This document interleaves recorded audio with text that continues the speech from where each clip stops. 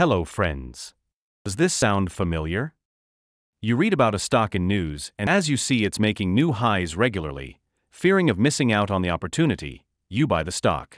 Only to see that its momentum decreases, gradually it starts moving sideways or goes downward and you start incurring loss. Or maybe a reverse scenario, where a stock in your portfolio is going down almost every day, causing great frustration. And to save yourself from further loss, you sell the stock, only to see that its decline stops and it recovers slowly and make new highs again. In this video, we'll learn a famous method of technical analysis called Wyckoff method, which explains these behaviors. Once you understand these reasons, you can make great profits from the market using Wyckoff's analysis. We'll learn these rules step by step. First, we'll understand about the so-called Composite Man Wyckoff described. Then we'll understand Wyckoff price cycle or market cycle, and then Wyckoff events in detail. Next, we'll learn Wyckoff laws, his strategy, and what are the tests we should do before taking position. We'll end it with examples from real-life stock movements of recent pasts. So friends, let's now understand, who is this Composite Man Mr. Wyckoff talked about and why knowing about this is important. Wyckoff, as his writing is appearing on the screen, proposed to consider an imaginary person behind the movement of individual stocks, and he dubbed him as the Composite Man. Now, before explaining further theoretically who this imaginary person represents or why Mr. Wyckoff brought this concept and advised retail investors to understand about it, let me give you some real-time example and analyze further from there. As first example, let me present to you the famous story of Warren Buffett's love of Apple. Berkshire Hathaway made 14 purchases of Apple, totaling of 1.04 billion shares at an average price of $39.62. There have been 7 sales at an average price of $142.49 for 248.97 million shares. This graph shows you Warren Buffett's Apple holdings history with time. Berkshire Hathaway Inc. now holds 5.15% of the outstanding Apple stock. It is the biggest investment of their portfolio, and they are Apple's second largest public shareholder, behind only Vanguard. So friends, do you think it's just some fundamental analysis on financials, business performance and macroeconomic condition that led Warren Buffett and his company to take entry position in Apple? If you think so, how would you explain its perfect entries at the lows and partial exits at every lifetime highs? How would you explain its current holdings of approximately 790 million shares when Apple is at its fresh lifetime high? How would you explain the timing of entry of Berkshire Hathaway in Apple in 2016, when it was performing worse than benchmark S&P 500 and now it is way ahead of the same benchmark? True that Berkshire Hathaway did fundamental analysis on Apple, like its business performance, strategy, macroeconomic conditions, but this is also true that a big investment entity like Berkshire Hathaway has access to company insider information that common people like us can't even think of.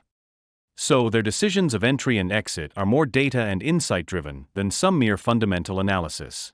I'll go with another short story. During September-October 2019, whistleblowers accused the then CEO and CFO of INFOSYS of fudging accounts and unethical practices.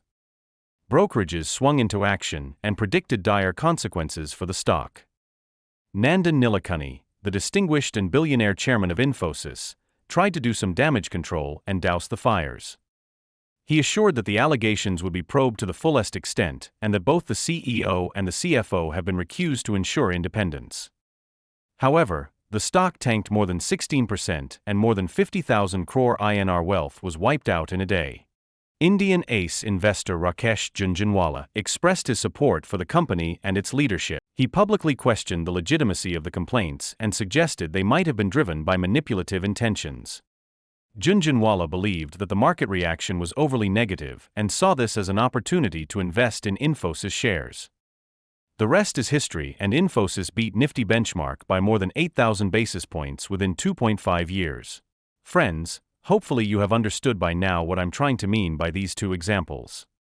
That in the context of the Wyckoff method of technical analysis, the Composite Man refers to a fictional or conceptual representation of the large investors, institutional traders, stock operators or market manipulators who have substantial amount of knowledge and information about a particular stock, sector or the market overall. Based on the insight they have, they buy or sell large quantities of a stock, long before any critical information about the stock becomes public. As a retail investor, you would earn great profit if you follow them and will lose if you go against them. Now you might ask, how do I follow these large institutional investors? How do I take position in the stocks where they have taken position earlier so that I can earn great profit, right?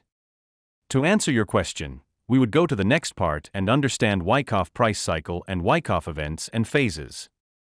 According to Wyckoff, the market can be understood and anticipated through detailed analysis of supply and demand, which can be ascertained from studying price action, volume, and time. A simple schematic of how he conceptualized the manipulation of bull and bear markets is depicted in the video. This is known as Wyckoff price cycle or market cycle. This cycle has 4 phases. First phase is known as Accumulation Phase, where large players buy the stock gradually at lower price, and they keep the price of the stock within a range by restricting price advancement of the stock with mechanisms like short sales.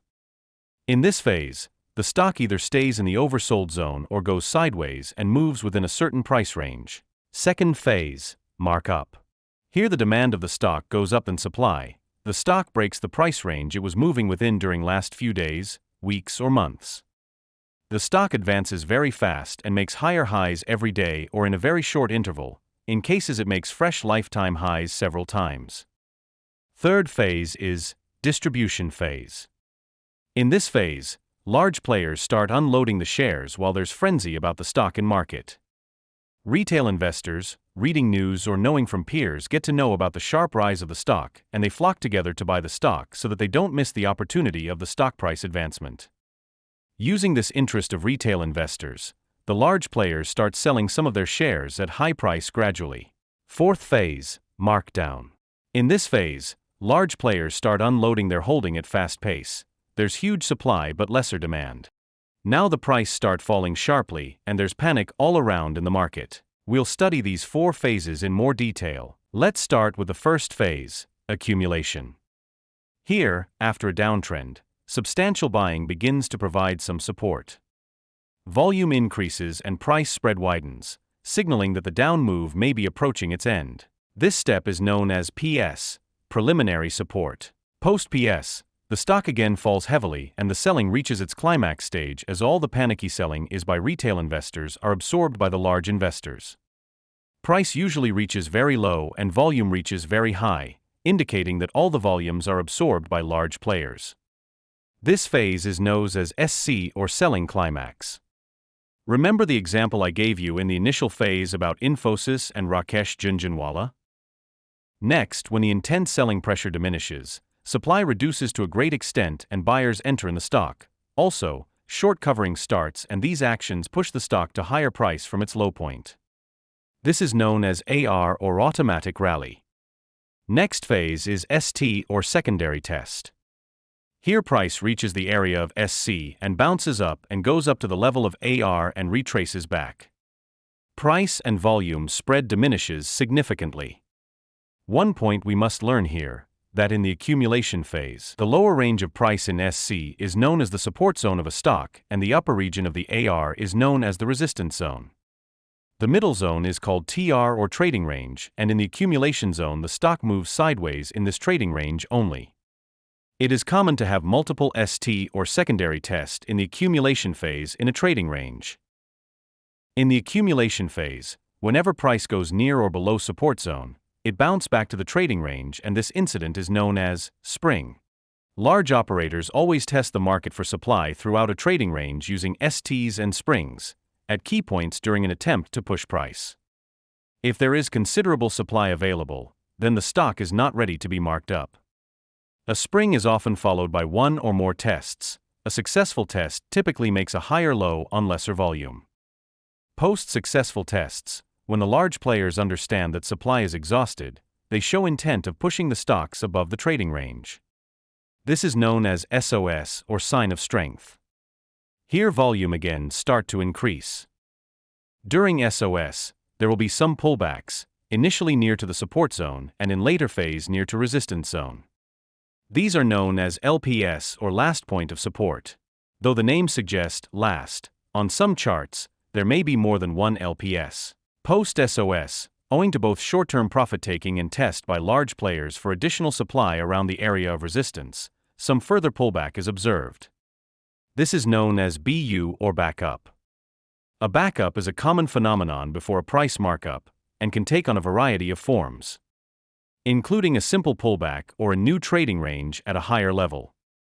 Post-BU, there is almost no supply now, there's more demand and operators push price at fast pace, which we know as the markup phase. Now that we know the events, let us go through a typical journey of a stock in the accumulation phase with the help of 5 subphases. Phase A marks the stopping of the downtrend. Up to this point, supply has been dominant. The approaching reduction in supply is evident in preliminary support or PS and a selling climax or SC. Once these intense selling pressure is gone, an automatic rally AR, consisting of both institutional demand for shares as well as short covering. A successful secondary test, ST, occurs after that and generally price goes to support zone. If the ST goes lower than the support zone, we may see new lows or prolonged consolidation. Sometimes the downtrend may end less dramatically, without climactic price and volume action. However, it is preferable to see the PS, SC, AR and ST, as these provide a clear indication that large operators have definitively initiated accumulation. Phase B serves the function of building a cause for a new uptrend. In Phase B, institutions and large professional interests accumulate stocks at relatively low price. This process can go for a long time, sometimes even a year or more. As the professionals absorb the supply, the volume on downswings within the trading range comes down gradually. Here multiple ST and springs occur. When it appears that supply is likely to have been exhausted, the stock is ready for Phase C. It is in Phase C that the stock price goes through a decisive test of the remaining supply, allowing smart money to decide whether the stock is ready to be marked up. In reality, though, this marks the beginning of a new uptrend, trapping the late short sellers, sometimes typical retail investors, who joins the queue and start short selling. In Wyckoff's method, a successful test of supply represented by a spring provides a high probability trading opportunity. A low volume spring indicates that the stock is likely to be ready to move up, so this is a good time to initiate at least a partial long position. The appearance of a SOS shortly after a spring or shakeout validates the analysis. In Phase D, a continuous dominance of demand over supply is observed. This is evidenced by a pattern of SOS on widening price spreads and increasing volume, as well as LPS on smaller spreads and diminished volumes. During Phase D, the price will move at least to the top of the trading range. LPS are generally excellent places to initiate or add to profitable long positions. In Phase E, the stock leaves the TR, demand is in full control and the markup is obvious to everyone. Price moves fast and retail investors keep thinking, the price soared so much, should I enter now? Friends, we have understood so far the accumulation phase and markup phase, where shares are transferred from weak hands to strong hands or mostly from retail investors to large players and institutional investors. I'll explain the other half of the cycle, the distribution and markdown now. This phase also has some similarity in its mechanism to the accumulation phase. Hence, not explaining all the events and phases separately. Rather, at one go, I'll explain how the distribution phase works in subphases and the event names simultaneously. Let's look at the distribution phase. First phase, Phase A. Phase A in a distribution trading range marks the stopping of the prior uptrend. Till this point, demand was more than supply. First significant evidence of supply entering the market is provided by preliminary supply or PSY and the buying climax BC. These events are usually followed by an automatic reaction, AR, and a secondary test, ST, often upon diminished volume. However, the uptrend may also terminate without climactic action, instead demonstrating exhaustion of demand with decreasing spread and volume. Less upward progress is made on each rally before significant supply emerges. The function of Phase B is to build a cause in preparation for a new downtrend. During this time, institutions and large professional interests are disposing of their long inventory and initiating short positions in anticipation of the next markdown. The points about Phase B in distribution are similar to those made for Phase B in accumulation, except that the large interests are net sellers of shares as the TR evolves, with the goal of exhausting as much of the remaining demand as possible. Here we see price rejected at the resistance zone, and this move is called UTAD or upthrust after distribution, which is just opposite of spring during the accumulation phase. In phase C, price moved to the upper portion of the trading range or TR, sometimes crossing the range and quickly reverses the move and comes down. This is a test of the remaining demand. It is also a bull trap for the breakout traders. Large players mislead the public about the future trend direction and subsequently sell additional shares at elevated prices to such breakout traders and investors before the markdown begins. In addition, a UTAD may induce smaller traders in short positions to cover and surrender their shares to the larger interests who have engineered this move. Phase D arrives when supply is in control over demand. During Phase D, we see sign of weakness or SOW, which are down moves, and LPSY or last point of supply, which represent weak demand and small pull-ups during SOW. In Phase D, price travels to or through TR support. The evidence that supply is clearly dominant increases, either with a clear break of support or with a decline below the midpoint of the TR. Anyone still in a long position during Phase D is asking for trouble. Phase E depicts the unfolding of the downtrend. The stock leaves the TR. Supply is in control and demand is exhausted. Once TR support is broken on a major SOW, this breakdown is often tested with a rally that fails at or near support. This also represents a high probability opportunity to sell short. Subsequent rallies during the markdown are usually feeble. Traders who have taken short positions can trail their stops as price declines. After a significant down move, climactic action may signal the beginning of a redistribution TR or of accumulation. One point to note here is, this is the basic fundamental concept. In actual scenario, it will differ from this model, as large players will always try to mislead the public about the future trend direction and to acquire additional shares at bargain prices, or offload their holding at an elevated price.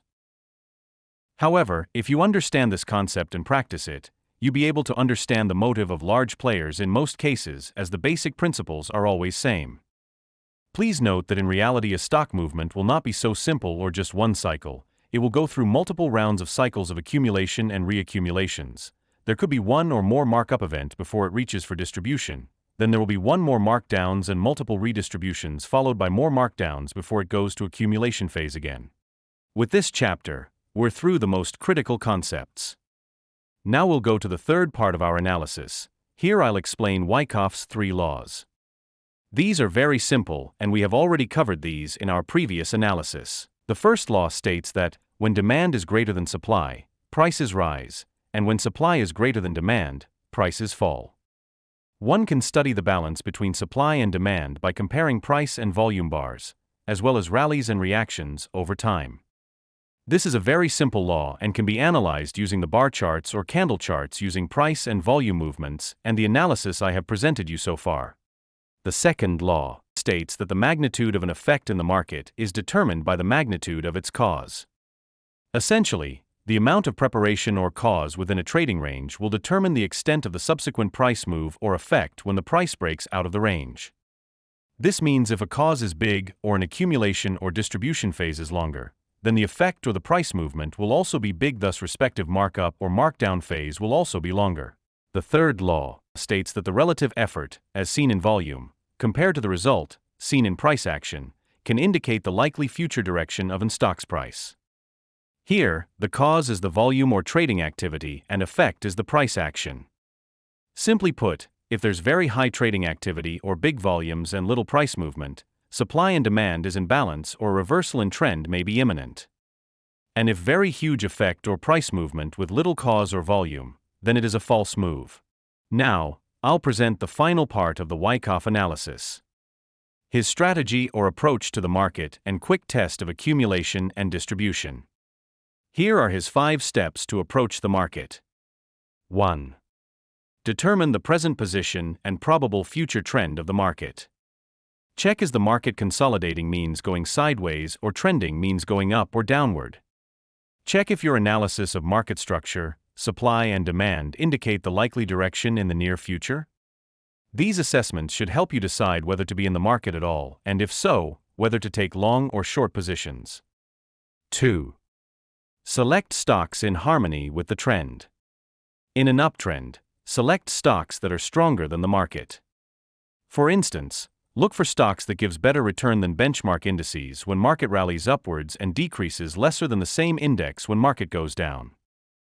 3. Select stocks with a cause that equals or exceeds your minimum objective. If you are planning to take long positions, choose stocks that are under accumulation or reaccumulation and have built a sufficient cause to satisfy your objective. 4. Determine the stock's readiness to move. Apply the 9 tests for buying or for selling, which I'll tell you just after this. Using those tests, find the readiness of a stock to move and decide accordingly. 5. Time your commitment with a turn in the stock market index. 3/4 or more of individual issues move in harmony with the general market. Improve the odds of a successful trade by having the power of the overall market behind it. Choose stocks that resembles overall market behavior and always back up decision based on broader market.